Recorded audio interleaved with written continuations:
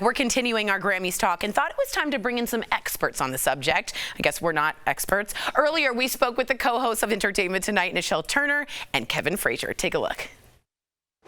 Please welcome Kevin Frazier and Nischelle Turner, everybody. That's right. Well, I love talking to you guys all the time, but especially after a big show like last night. Let's start with Beyoncé because it's in my contract. If I don't, I'm fired. So we talked a little bit about her earlier. She broke the record for most Grammy wins last night, but she was also a little late to the show. Now, was this being fashionably late, or was it really because of traffic like we heard? Oh, LA traffic is terrible at any point in time. But here's my thing. Couldn't Beyonce come in a helicopter? Yeah. But why didn't Jay-Z give her a ride? I mean, Jay-Z got there like 10 minutes before she did. I don't know what was it. Maybe they're like the president and the vice president, that they can't travel together at the same time. Maybe that's what it is. If anybody had teleporting capabilities, it'd be Jay-Z and Beyonce. For sure. Yeah. One of the highlights for me, no doubt, was Dr. Dre getting the Global Icon Award. I have to ask you guys what the energy was like in the room, because for me, as a 45-year-old guy, I feel like I'm fundamentally a different person because of how hip-hop has affected my life. So seeing Dr. Dre, who my mom's CD told me I couldn't buy, to him getting the Global Icon Award, it was kind of like a coming of age.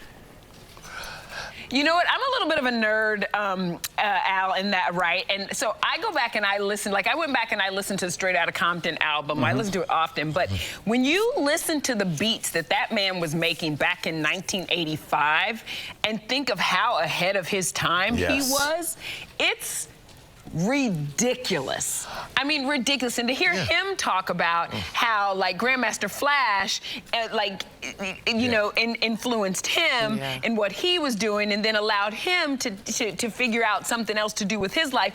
You know, it's so great. You're talking about a man who has been on some of the biggest stages in the world, and last night, after winning that award, he was sweating. He was at a loss for words. He was so humble in the moment. I want you to listen to this soundbite. Just listen to this. Yeah, I'm at a little bit of a loss for words right now. You know, it's just like an award named in my honor that's going to be given out every year to different artists that are like searching for perfection and trying to be the best that they can be in this art form that we love. It's just like, it's an amazing thing, man.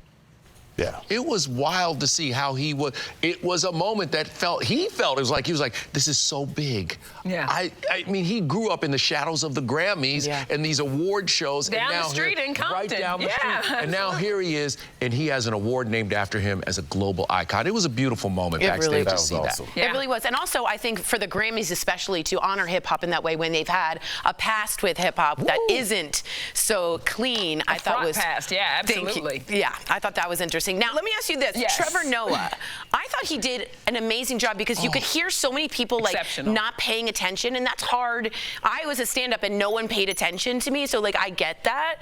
But like I thought he did a great job. What was your favorite moment from him?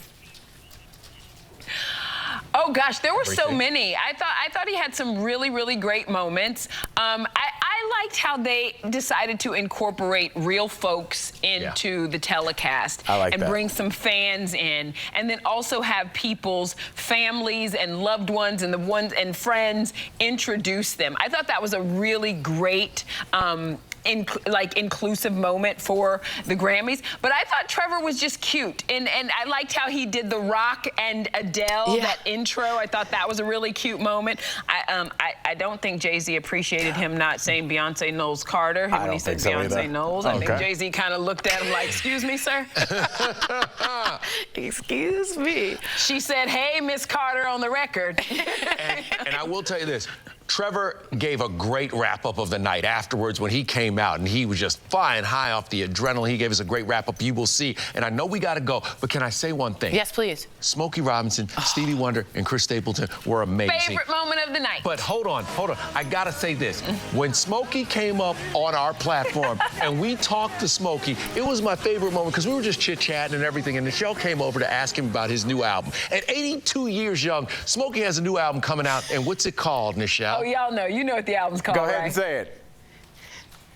Gasms. Yeah. get your grandma.